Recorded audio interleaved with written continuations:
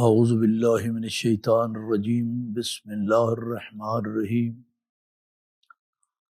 شہر رمضان الذی انزل فیہ القرآن ھدی للناس وبینات من الہدی والفرقان آمنت باللہ صدق اللہ مولانا العلی العظیم۔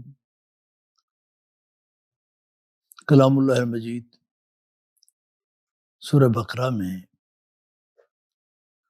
ارشاد خداوندی ہے، شہر رمضان الذی انزل فیہ القرآن، رمضان کا وہ مہینہ ہے جس میں قرآن کو نازل کیا گیا، ھدی للناس، جو تمام انسانوں کے لیے سراسر ہدایت ہے، وبینات من الہدی، اور ہدایت کے اس میں دلائل ہیں، والفرقان، اور حق و باطل میں امتیاز کرنے والا ہے۔ یہ قرآن حکیم کی صفت بیان کی گئی۔ چونکہ کلام اللہ المجید کو اللہ رب العالمین نے ماہ مبارک رمضان میں نازل کیا، شب قدر میں اتارا گیا، اور اسی لیے ہماری آج کی اس گفتگو کا عنوان وہ مشہور حدیث ہے جسے رسول خدا صلی اللہ علیہ وآلہ وسلم نے ماہ مبارک رمضان سے چند دن پہلے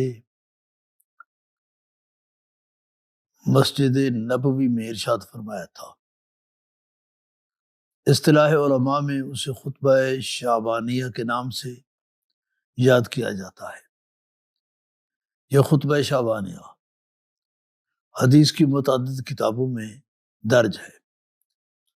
اس وقت ہم جس کتاب سے اسے پیش کرنا چاہتے ہیں وہ حضرت شیخ صدوق رضوان اللہ علیہ کی مشہور کتاب ہے عیون اخبار الرضا۔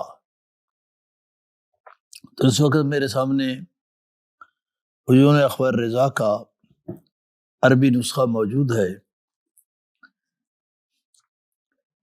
اس کے روات ہیں حدثنا محمد بن بکر بن نقاش، احمد بن حسن القطان، محمد بن احمد بن ابراہیم المعازی، اور محمد بن ابراہیم بن اسحاق المکتب، قالوا حدثنا ابو العباس احمد بن محمد بن سعید الحمدانی مولا بن ہاشم، قال حدثنا علی بن الحسن بن علی بن فضال عن ابیہ عن ابی الحسن علی بن موسیٰ رضا علیہ السلام عن ابیہ موسیٰ بن جعفر عن ابیہ الصادق جعفر بن محمد عن ابیہ الباقر محمد بن علی عن ابیہ زین العابدین علی بن الحسین عن ابیہ سید الشہداء الحسین بن علی عن ابیہ سید الوصیین امیر المؤمنین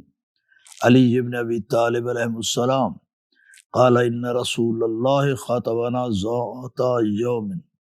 یہ سارے روات کے اپنے نام سے لے۔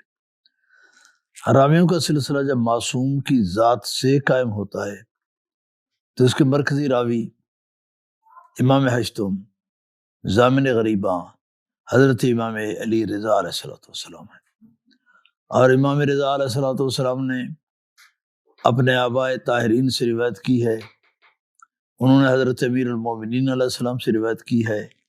امیر المومنین علیہ السلام کا فرمان ہے کہ جناب رسول خدا صلی اللہ علیہ وآلہ وسلم نے ہمیں خطبہ دیا، میں بطور تبرک اس کے ابتدائی عربی الفاظ پڑھتا ہوں۔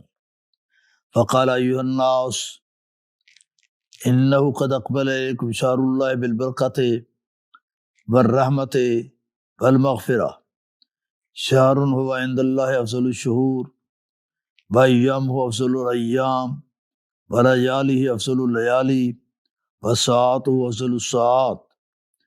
یہ ایک طویل خطبہ ہے، میں سارے عربی نہیں پڑھوں گا، اس کا میں اردو ترجمہ آپ کے سامنے پیش کرتا ہوں، اور یہ بھی عیون اخبار رضا کا ترجمہ ہے اتفاق سے اللہ رب العالمین نے یہ سعادت مجھے ہی عطا کی تھی۔ میں نے عیون اخبار رضا کا 2 جلدوں میں اردو کے اندر ترجمہ کیا ہے۔ تو جناب علی امیر المومنین فرماتے ہیں کہ رسول خدا صلی اللہ علیہ وآلہ وسلم نے ماہ رمضان کی آمد پر ہمیں خطبہ دیا اور فرمایا اب یہ ترجمہ ہم شروع کر رہے ہیں۔ لوگوں، اللہ کا مہینہ برکت، رحمت، مغفرت لے کر تمہارے پاس آیا ہے۔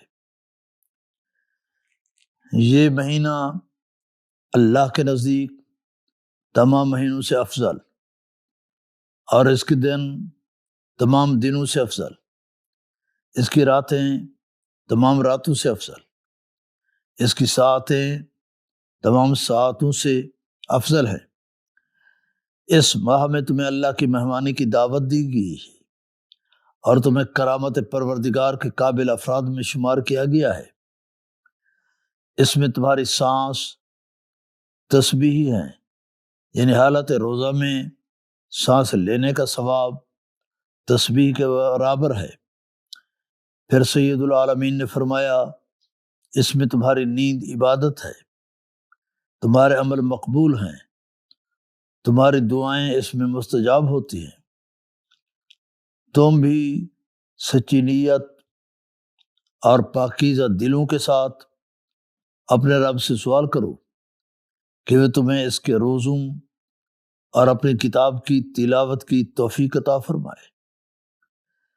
پھر رسول کریم نے فرمایا وہ شخص بد نصیب ہے جو اس عظیم مہینے میں اللہ کی مغفرت سے محروم رہے اور دنیاوی بھوک اور پیاس کو محسوس کرتے ہوئے ہر روزہ نہ رکھے، روزے قیامت کی بھوک اور پیاس کو یاد نہ کرے۔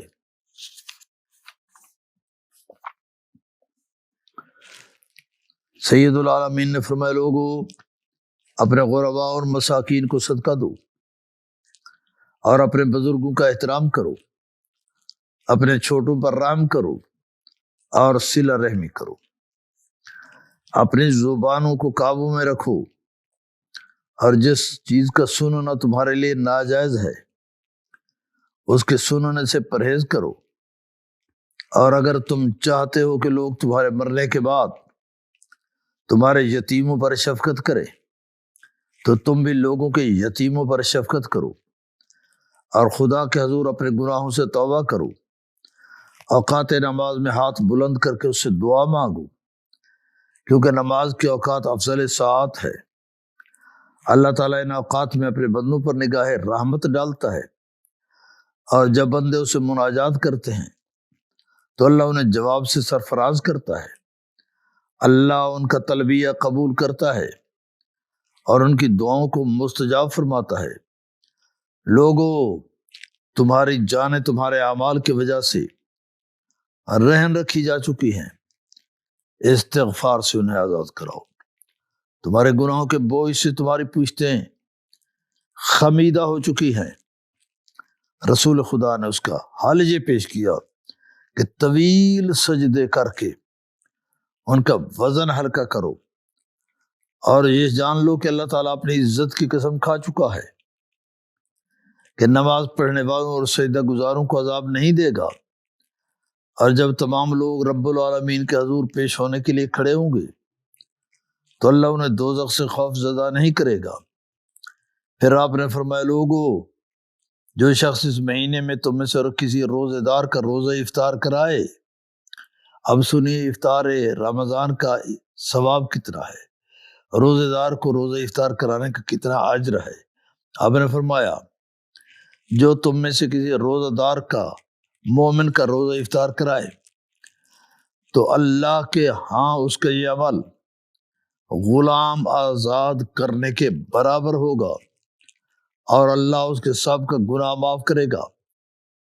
لوگوں نے عرض کیا یا رسول اللہ، ہم میں سے ہر شخص اس کی قدرت نہیں رکھتا، ہم میں سے ہر شخص کے پاس اتنی دولت نہیں ہے کہ ہم روزے داروں کے روزے افطار کرائیں۔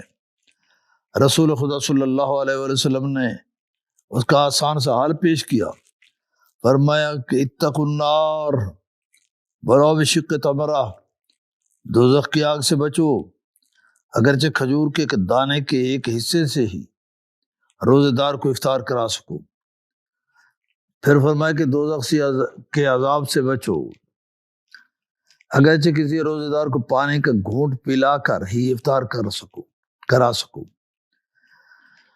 لوگوں، جو شخص اس مہینے میں اپنے خلق کو اچھا رکھے اور اس کا حسن خلق صراط سے گزرنے کی راہداری بن جائے گا، یہ وہ دن ہوگا جس دن لوگوں کے قدم پھسل رہے ہوں گے۔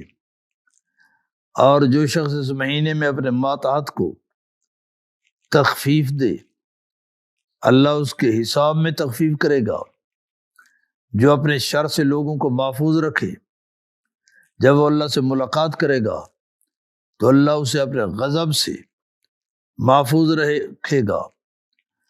اور جو شخص اس میں کسی یتیم کا احترام کرے تو جس دن وہ اللہ سے ملاقات کرے گا تو اللہ اسے عزت عطا کرے گا۔ اور جو اس مہینے میں صلہ رحمی کرے تو جس دن اللہ کے حضور پیش ہوگا تو اللہ اسے اپنی رحمت سے متصل کر دے گا۔ اور جو اس مہینے میں قطع رحمی کرے تو جس دن وہ خدا سے ملاقات کرے گا اللہ اسے اپنی رحمت دور کر دے گا۔ اور جو اس مہینے میں نافلہ نماز پڑھے تو اللہ اس کے لیے دوزخ سے آزادی کا پروانہ لکھ دے گا۔ اور جو شخص اس میں ایک فرض ادا کرے تو اسے دوسرے مہینوں کے 70 فرائض کی ادائیگی کے برابر اجر ملے گا۔ اور جو اس مہینے میں مجھ پر کثرت سے درود بھیجے، یعنی درود پاک کا ثواب کتنا ہے ماہ رمضان میں، فرمایا جس مہینے میں کثرت سے مجھ پر درود بھیجے تو اللہ اس کے میزان اعمال کو وزنی بنائے گا۔ یہ وہ دن ہوگا جب لوگوں کے میزان عمل ہلکے ہوں گے۔ اور جو شخص اس ماہ مبارک میں قرآن کریم کی ایک آیت تلاوت کرے تو اسے باقی مہینوں کے ختم قرآن جتنا ثواب ملے گا۔ لوگوں، اس ماہ میں جنت کے دروازے کھلے ہوئے ہیں، تم اپنے پروردگار سے درخواست کرو کہ انہیں تم پر بند نہ کرے۔ دوزخ کے دروازے بند ہیں، اپنے رب سے درخواست کرو انہیں تمہارے لیے بند ہی رہنے دے، تمہارے لیے مت کھولے۔ اس ماہ میں شیاطین قید ہیں، تم رب سے دعا کرو کہ اللہ انہیں تم پر مسلط نہ ہونے دے۔ امیر المومنین علیہ السلام نے فرمایا، اس وقت میں کھڑا ہوا، عرض کیا یا رسول اللہ، اس مہینے کا افضل ترین عمل کون سا ہے؟ رسول خدا نے فرمایا، اس مہینے کا بہترین عمل حرام خداوندی سے بچنا ہے۔ اس کے بعد رسول خدا رونے لگے۔ میں نے عرض کیا یا رسول اللہ، آپ روتے کیوں ہیں؟ آپ نے فرمایا، یا علی، اس ماہ میں تم پر ہونے والے ظلم کو دیکھ کر رو رہا ہوں۔ یہ منظر گویا میں اپنی آنکھوں سے دیکھ رہا ہوں کہ تم اپنے رب کی نماز میں مصروف ہو، اور اولین و آخرین کا سب سے بڑا بدبخت جو کہ ناقہ صالح کے قاتل کا سگا بھائی ہے، اس نے تمہیں سر پر ضرب ماری ہے جس کی وجہ سے تمہاری داڑھی خضاب آلود ہو گئی ہے۔ امیر المومنین نے عرض کیا یا رسول اللہ، کیا جب مجھ پر حملہ ہوگا کیا میرا دین سلامت ہوگا؟ فرمایا ہاں ہاں، تمہارا دین سلامت ہوگا۔ پھر حضرت نے فرمایا، یا علی، جس نے تجھے شہید کیا تو گویا اس نے مجھے شہید کیا، جس نے تم سے بغض رکھا اس نے مجھ سے بغض رکھا، جس نے تمہیں سب کیا اس نے مجھے سب کیا، کیونکہ تم میری جان کی طرح ہو، تیری روح میری روح کا جزو ہے اور تیری طینت میری طینت کا حصہ ہے۔ اللہ نے تمہیں اور مجھے پیدا فرمایا اور میرا اور تمہارا انتخاب فرمایا، مجھے نبوت کے لیے منتخب کیا اور تمہیں امامت کے لیے منتخب کیا۔ جس نے تمہاری امامت کا انکار کیا تو اس نے میری نبوت کا انکار کیا۔ یا علی، تم میرے وصی میری اولاد کے پدر بزرگوار ہو، میری دختر کے شوہر نامدار ہو، میری زندگی اور میری وفات کے بعد تم میرے جانشین ہو، تمہارا حکم میرا حکم ہے، تمہاری طرف سے ممانعت میری طرف سے ممانعت ہے۔ میں اس ذات برحق کی قسم کھا کر کہتا ہوں جس نے مجھے نبوت کے ساتھ مبعوث کیا، مجھے تمام جہان سے افضل بنایا، بے شک تم خلق خدا پر اللہ کی حجت ہو اور اس کے راز کے امین ہو، بندگان خدا پر تم اللہ کے جانشین ہو۔ وما علینا الا البلاغ المبین۔ ہمارا آج کا درس اسی خطبہ شعبانیہ پر اختتام پذیر ہوتا ہے۔